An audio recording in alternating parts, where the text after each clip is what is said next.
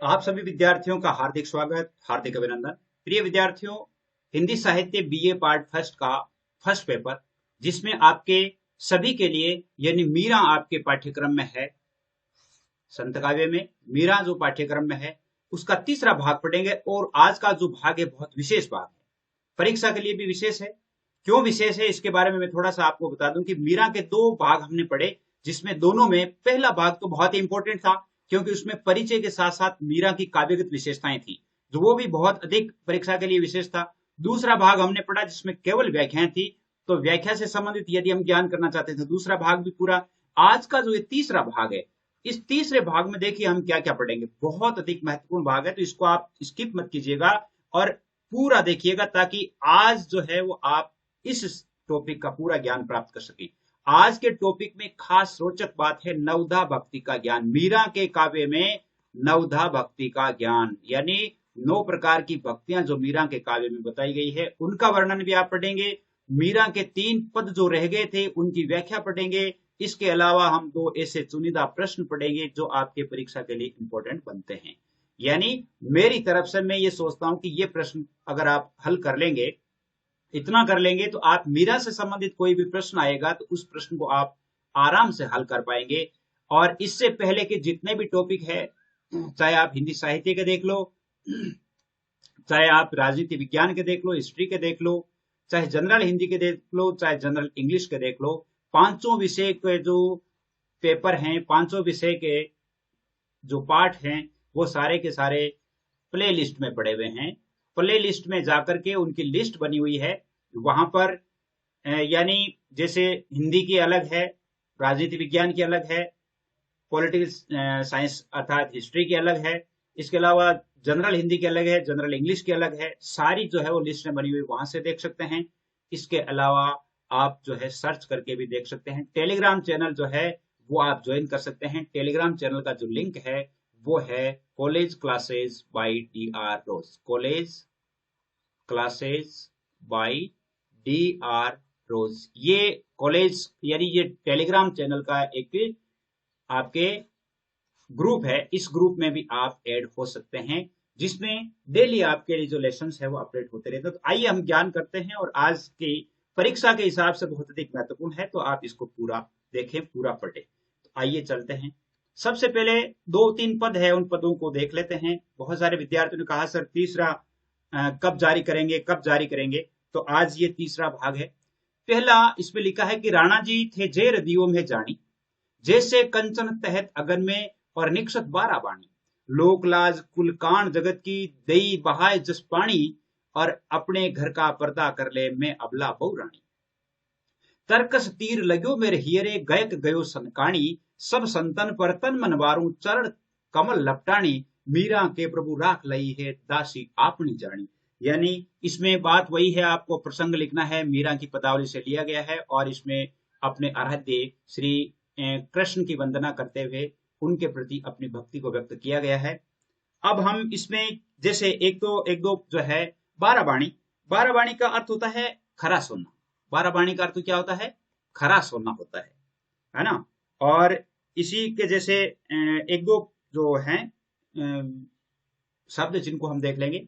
अब जैसे आप लिखेंगे कि मीरा कहती है कि हे राणा जी, आपने मुझे मारने के लिए जेल दिया था, ये बात मैंने जान ली है। राणा जी अर्थात आपने मुझे जहर दिया था, ये बात मैंने जान ली है, लेकिन आप ये नहीं जानते, लेकिन आप ये नहीं जानते कि प्रेम भक्ति के कारण जैसे कंचन तहत अगर में निक्षत 12 बाणी, जिस प्रकार कंचन को सोने को अग्नि में डाला जाता है तो वह खरा होकर के निकलता है, ठीक उसी प्रकार जितनी आप मुझे यातनाएं देंगे उसी से मेरी भक्ति प्रतिफलित होगी और मैं ईश्वर के प्रति और अधिक निकट आती पाऊंगी, अर्थात मेरी भक्ति निखरेगी। जिस प्रकार सोने को तपाने पर सोना जो है निखरता है, ठीक उसी प्रकार भक्त जो है वो यातनाएं देने पर और अधिक अपने ईश्वर के निकट चला जाता है। लोक लाज कुल कांड जगत की दई बहाय जस पानी, मैंने इस संसार के जितने भी लोक लज्जा है उन सभी को पानी की तरह बहा दिया है, पानी की तरह बहा दिया है। अपने घर का पर्दा कर ले मैं अबला बहुरानी, अपने घर का पर्दा कर ले, यानी आप अपने घर की चिंता कीजिए, यदि आपको पर्दा करवाना ही है तो अपनी रानियों से करवाइए, यानी आप अपने घर का पर्दा कीजिए, यानी अपने घर की सोचिए, मेरे बारे में मत सोचिए, और अपने रानियों से करवाइए। मैं तो कृष्ण के प्रेम की दीवानी हूं, और तरकस तीर लग्यो मेरे हीरे। क्या कह रही है कि प्रेम रूपी तरकस से छूटा हुआ तीर जो है वो मेरे हृदय में लग गया है। तरकस तीर लग्यो मेरे हीरे, गरक गयो संकाणी। अर्थात प्रेम रूपी तर्कस से छूटा हुआ तीर जो है, या प्रेम का तीर है, वो मेरे हृदय में लग गया है, जिससे वह आर पार हो गया है। गरक गयो संकाणी, यानी वह बहुत अधिक गहरा घाव कर गया है, और उससे घायल होकर के मैं पागल की तरह हो गई हूं। और मैं अपना सब कुछ अपने संतों पर तन मन है, सब संतों पर तन मन मारूं। मैं, मेरा तन और मन है वो सभी संतों पर बलि बलि जाती हूँ, और चरण कमल लपटानी, अर्थात आपके प्रभु श्री कृष्ण के चरणों से लिपट गई हूँ। मीरा कहती है, मीरा को प्रभु राख लई है दासी आपने जाने। मीरा कहती है कि हे प्रभु गिरधर लाल, आपने मुझे अपनी दासी समझकर स्वीकार कर लिया है, पूर्णतः अपना लिया है, और मैं इसी में खुश हूँ। तो आप इसमें अनुप्रास और अनुप्रास अलंकार आप देख सकते हैं। अनुप्रास तो है ही है इसमें। इसके अलावा इसमें मीरा ने संकेत किया है कि जब वे वैरागिनी हो गई थी, तब उसे पारिवारिक जीवन से क्या लेना देना, अर्थात पारिवारिक जीवन जो है उससे उनका कोई मतलब नहीं था, अर्थात वैराग्य हो गया था। दूसरा पद है, छोटे छोटे पद है, 2-3 पद देख लेते हैं, उसके बाद प्रश्नों को देखते हैं, नवदा भक्ति को देखते हैं क्या है। चैनल यदि पसंद आए तो सब्सक्राइब जरूर कीजिएगा, अपने दोस्तों को भी शेयर कीजिएगा, और कमेंट बॉक्स में जाकर के बताइएगा जरूर कि कैसे लग रहे हैं। मीरा मगन भई हरि के गुण गाय, सांप पिटारा राणा भेजा, मीरा हाथ दियो जाय, नाय धोए जब देखण लागी, शालिग्राम गई पाए। देखिए, मीरा को तरह तरह की यातनाएं दी जाती थी। मीरा अपने ईश्वर के गुणगान में मग्न रहती थी। सांप पिटारा राणा भेजा, अर्थात मीरा की इस भक्ति से नापसंद होकर के, मीरा की इस भक्ति से नाखुश होकर के, और राणा सांगा ने उसे सांप पिटारा, अर्थात एक पिटारे में सांप भेजा, और जब उसे मीरा को दिया गया, और मीरा ने नहा धोकर के ईश्वर का नाम स्मरण करके जब उस सांप को देखा, तो वही शालिग्राम अर्थात श्री कृष्ण की मूर्ति में बदल गया, और वही एक श्री कृष्ण की मूर्ति बन गया। अर्थात उसने उस सांप में भी श्री कृष्ण के दर्शन कर लिए। जहर का प्याला राणा भेजा, अमृत दीन बनाए। और जब जहर के एक प्याले के माध्यम से या जहर देने का प्रयास किया गया, तो भक्ति के माध्यम से वह जहर भी अमृत में बदल गया। नाय धोए जब पीवड़ लागी, हो रही अमर अंजाय। और वह नहा धो करके जब उसने जहर पान भी किया, तो मीरा है वो अमर हो गई, अर्थात उस जहर से भी यूं कह सकते हैं कि वो इस लौकिकता से मरने में नहीं आने वाली थी। सूल सेज राणा ने भेजी, दीजो मीरा सुलाए। और वह सूलियों की सेज पर मीरा को सुलाने के लिए भी प्रयत्न किया, लेकिन सांझ भई मीरा सोवन लागिर, मानो फूल की चाय। और जब वह उसी सेज पर, उसी बिस्तरों पर जब वह मीरा सोती है, तो ऐसा लगता है जैसे कोई फूलों की सेज हो, अर्थात उसकी भक्ति के प्रताप से कांटे हैं वो भी फूलों में बदल गए थे, फूलों में बदल गए थे, और मीरा का कुछ भी नहीं बिगाड़ पाया था। कांटों की सेज बना करके भेजी और कहा कि इस पर उसको सुला दो, लेकिन सायंकाल को जब वो सोने लगी, तो फूल भी, कांटे भी फूल बन गए।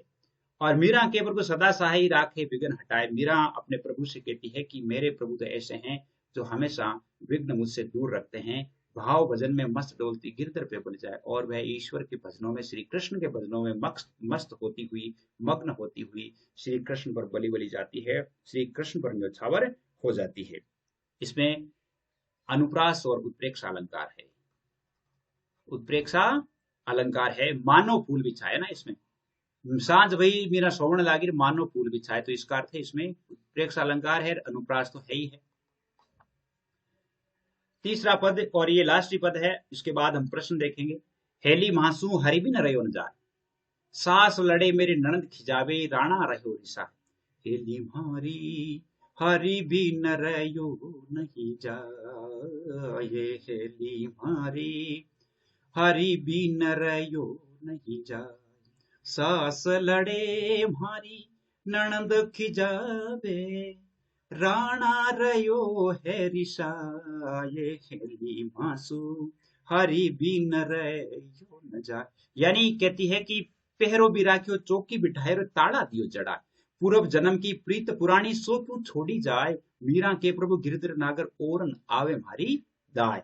कितनी अच्छी बात कही है कि हेली मासु हरि बिन रहियो न जाय, अर्थात हे सखी मैं कृष्ण के बिना नहीं रह सकती, हे सखी मैं कृष्ण के बिना नहीं रह सकती, और मेरे इस कृष्ण के कारण सभी परिवारजन मुझसे नाराज है। सास लड़े मेरी ननद की जावे, मेरी सास जो है हमेशा लड़ती है, और ननद जो है वह भी हमेशा मुझसे गुस्सा हो जाती है, मुझसे नाराज ही रहती है, मुझे चिढ़ाती रहती है। इसके साथ ही इसके साथ ही राणा जी जो है वो भी मुझ पर क्रोध किए हुए हैं। पैरो बिराख्यो चौकी बिठायो ताला दियो जड़ा, अर्थात मुझे प्रतिबंधित करने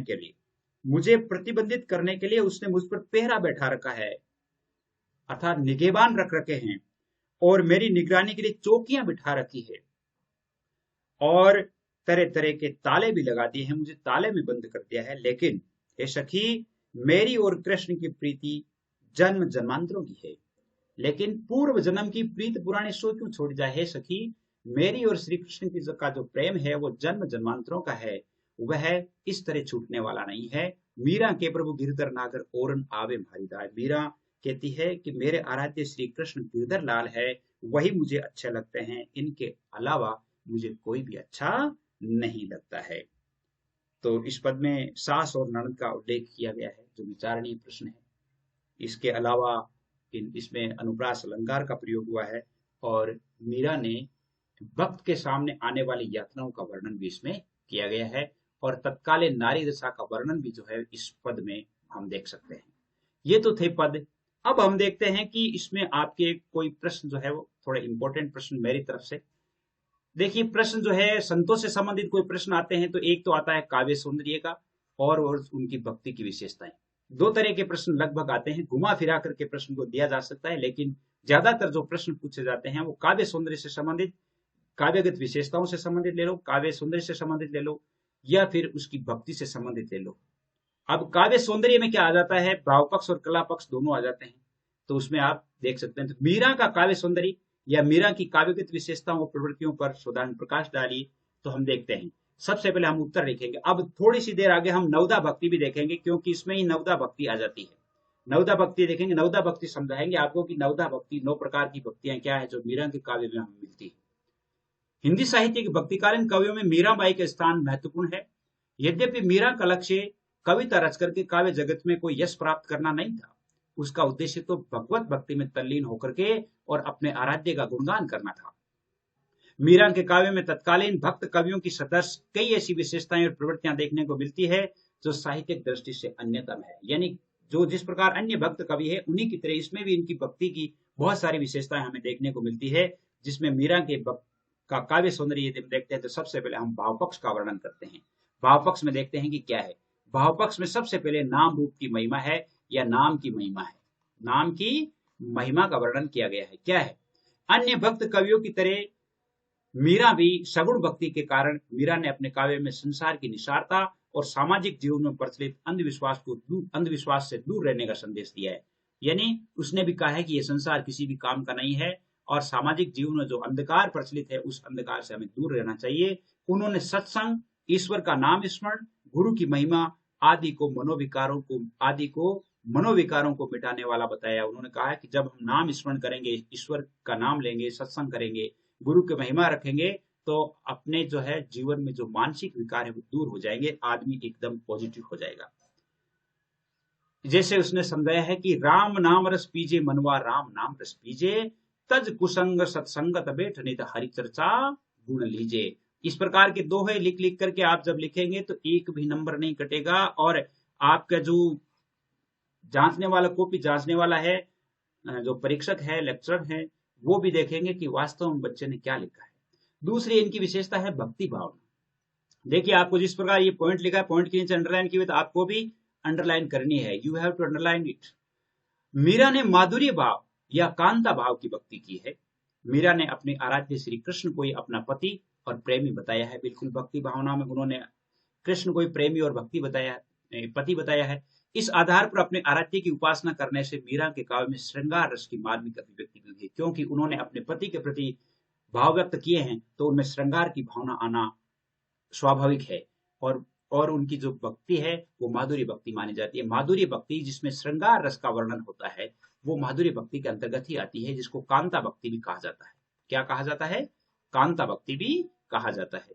तो इसने कहा है कि मेरे तो गिरधर गोपाल दूसरो ना कोई, मेरे तो गिरधर गोपाल दूसरो ना कोई, जहां के सिर पर मोर मुकुट मेरो पति सोई, जहां के सिर पर मोर मुकुट मेरो पति सोई, यानी जिनके सिर पे मोर मुकुट है वो ही मेरा पति है।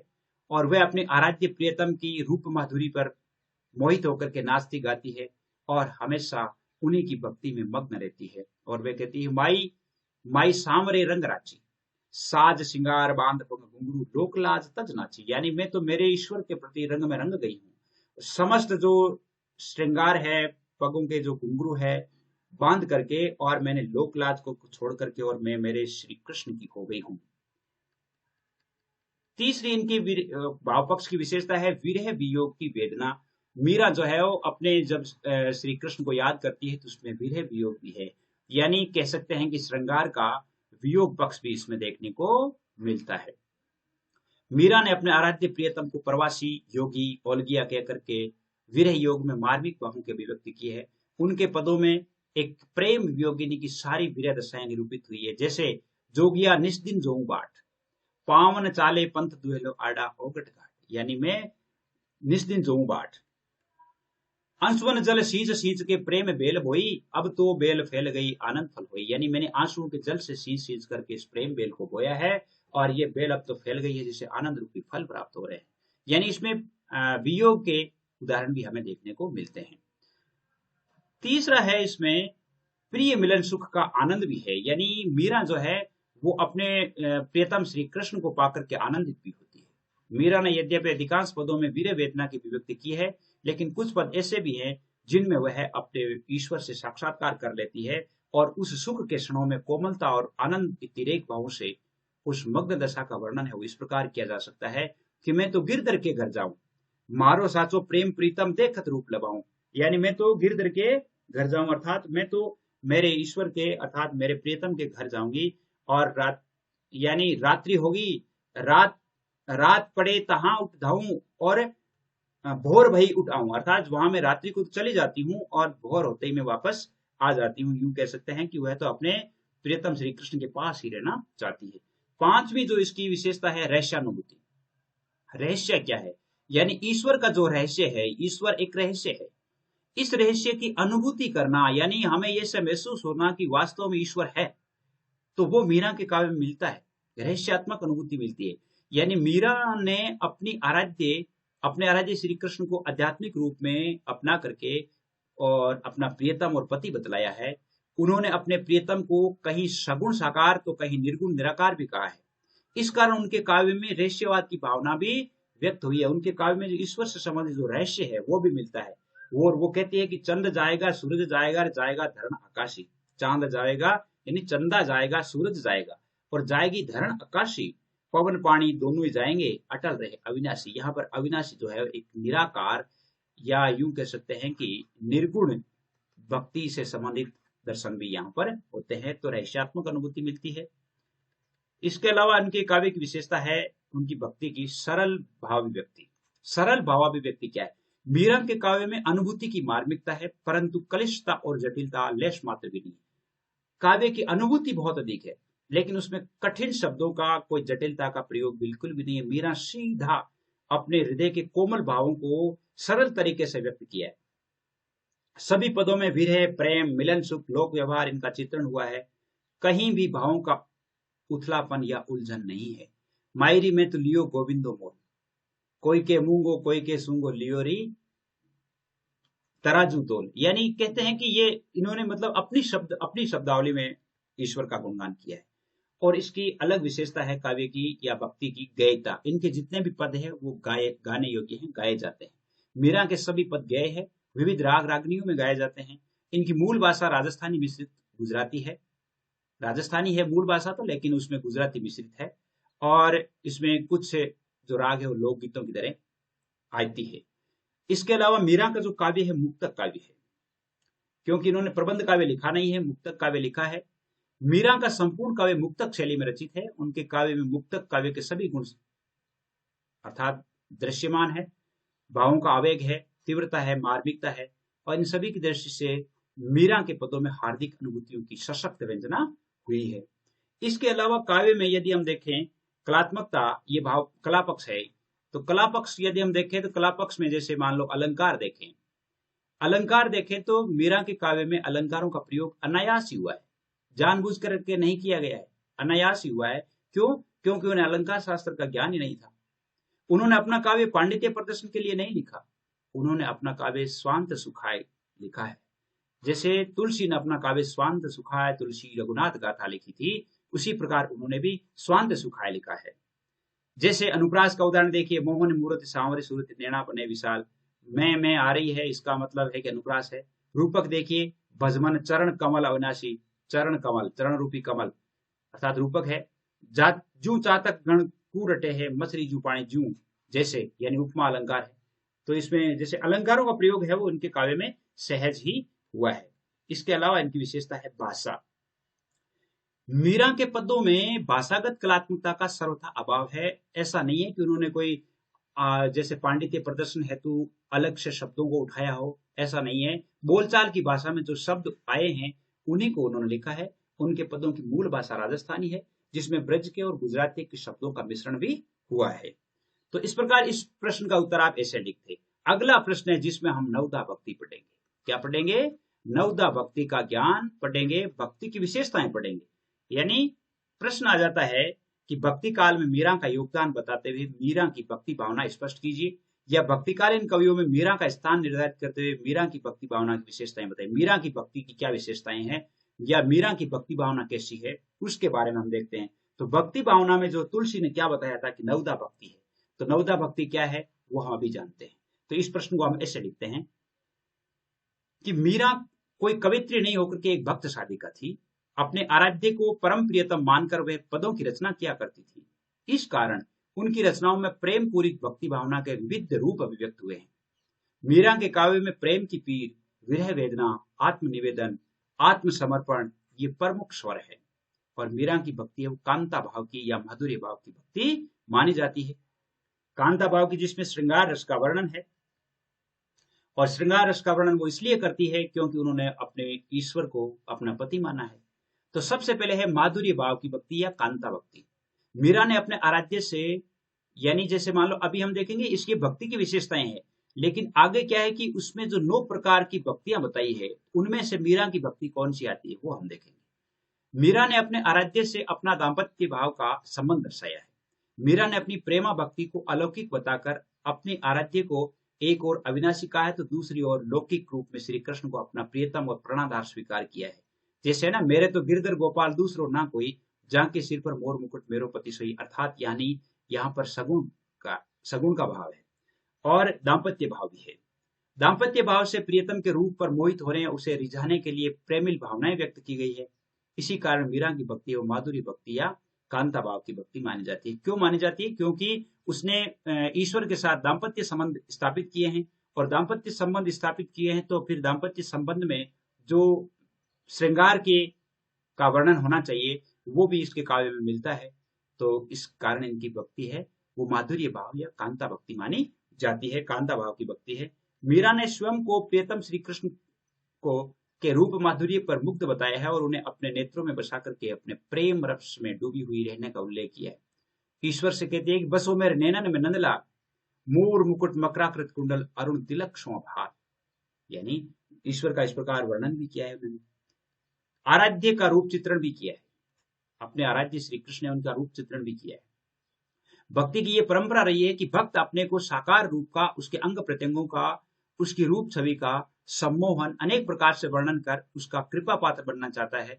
मीरा ने भी अपने काव्य में अपने आराध्य श्री कृष्ण के रूप में रूप सौंदर्य का चित्रण किया है तथा स्वयं को रूप माधुरी पर और उसके रूप माधुरी पर मुक्त बताया है। वो कहती है कि आलेरी मेरे नैना बाण पड़ी, चित्त चढ़ी मेरे माधुरी मूर्ति और उर्बिच आण अड़ी, अर्थात मेरे हे सखी मेरे नेत्रों को श्री कृष्ण को निहारने की बाण पड़ गई है, आदत पड़ गई है। प्रियतम के रूप में श्री कृष्ण भक्ति। मीरा ने स्वयं को श्री कृष्ण के प्रेम की दीवानी कहकर के श्रृंगार रस प्रदान पदों की रचना की है। इस कारण वह कभी तो उन्हें रिझाने की बात कहती है, कभी तन्मय होकर के प्रेम भाव व्यक्त करती है। कहती है कि मेरे तो गिरधर गोपाल दूसरो ना कोई, जांके सिर पर मोर मुकुट पैरोपति सोई। निर्गुण सगुण भक्ति का वर्णन। मीरा के काव्य में सगुण और निर्गुण दोनों तरह की भक्तियों के वर्णन भी दोनों तरह के दर्शन किए जा सकते हैं। सगुण भक्ति में आस्था रखते हुए उसने कृष्ण के प्रति अपनी भक्ति भावना व्यक्त की है। मीरा के कुछ पदों में निर्गुण भक्ति के दर्शन भी होते हैं, जैसे देखिए भजवन चरण कवल अविनाशी, यहाँ पर निर्गुण भक्ति के। इसी प्रकार चंदा जाएगा सूरज जाएगा, जाएगा धर्म आकाशी, पवन पानी दोनों जाएंगे अटल रहे अविनाशी। तो इन दोनों पदों में क्या है, निर्गुण भक्ति के दर्शन होते हैं, अर्थात निर्गुण है, निर्गुण संतों के दर्शन होते हैं, लेकिन थी वो सगुण भक्त। नाम स्मरण। मीरा के पदों में अपने आराध्य श्री कृष्ण के नाम का स्मरण भी और गुणों की महिमा का उल्लेख भी अनेक बार हुआ है। उन्होंने ईश्वर के नाम को अमूल्य बताकर के उसका भजन करने का भाव व्यक्त किया है। राम नाम रस पीजे मनवा, राम नाम रस पीजे। इसी प्रकार मेरा मन राम ही राम रटे रे, राम नाम जप लीजिए प्राणी कोटि के पाप कटे। इसी तरह उन्होंने ईश्वर का नाम स्मरण अमूल्य रत्न धन संसार से मुक्ति दिलाने वाला बताया है कि ईश्वर का नाम है इस संसार से मुक्ति दिलाने वाला है। उनके काव्य में नवदा भक्ति के दर्शन होते हैं। अब नवदा भक्ति क्या है? नवदा भक्ति यानी 9 प्रकार की भक्तियां मानी गई है। गुण, श्रवण, स्मरण, चरण सेवन, अर्चन, पाद वंदन, दास्य, सख्य, आत्मनिवेदन।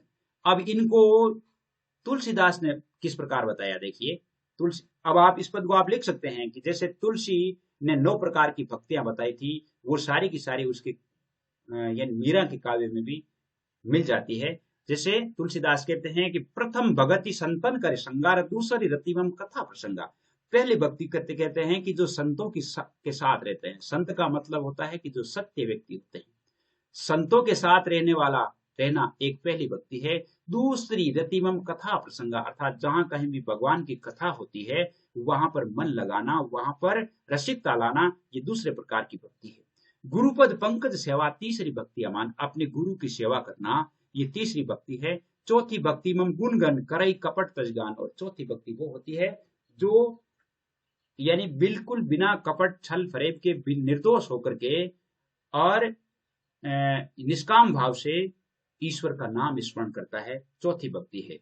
और पांचवी भक्ति कहते हैं कि मंत्र जाप मम दृढ़ विश्वासा, पंचम भजनसो के वेद प्रकाशक। पांचवें प्रकार की भक्ति जो वेदों में भी बताई गई है कि मेरे नाम का ही मंत्र जाप करना, राम राम राम राम, यानी अपने ही ईश्वर के नाम का ही जाप करना, ये पांचवें प्रकार की भक्ति है। छठम दम शील विरति बहुकर्मा, निरत निरंतर सज्जन धर्मा। और छठे प्रकार की भक्ति क्या है? शीलवान होना, मन में दम्भ नहीं रखना, अर्थात अपने चरित्रवान होना। यूं कह सकते हैं कि मन की और शरीर की जो कुवृत्तियां हैं, जो मेली प्रवृत्तियां हैं, उन मेली प्रवृत्तियों को त्याग करके एक सज्जन व्यक्ति की तरह जीवन व्यापित करना, यह भी एक भक्ति है जो छठे प्रकार की भक्ति है।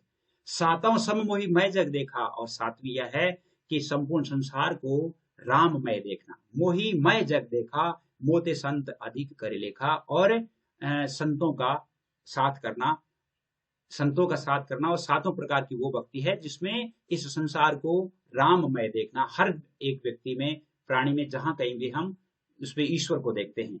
आठव जथा लाभ संतोषा, सपनों नहीं देखा परदोषा। 8 प्रकार की भक्ति वो है जितना हमें प्राप्त होता है उससे संतोष करना, यानी अनैतिक कमाई नहीं करना, और सपने में भी दूसरे में दोष नहीं देखना, दूसरे की निंदा नहीं करना। कबीर ने कहा था, निंदक नीरे राखे आंगन कुटी छवाए, बिन पानी साबुन करा बिना निर्मल करे सुआए। यानी जो व्यक्ति निंदा करता है वह व्यक्ति हमारे मेल को धो देता है। तो सपनों नहीं देखा ऊपर दोषा, सपने में भी वह किसी व्यक्ति में दोष नहीं देखता है। नवम सरल सब सन छलहीना। 9वें प्रकार की भक्ति वो होती है जिसमें किसी प्रकार का छल कपट प्रैप नहीं होता है और एकदम सरलता से जीवन जीता है। मम ब्रोष ही हर्षण दिना, और ईश्वर में विश्वास रखता है।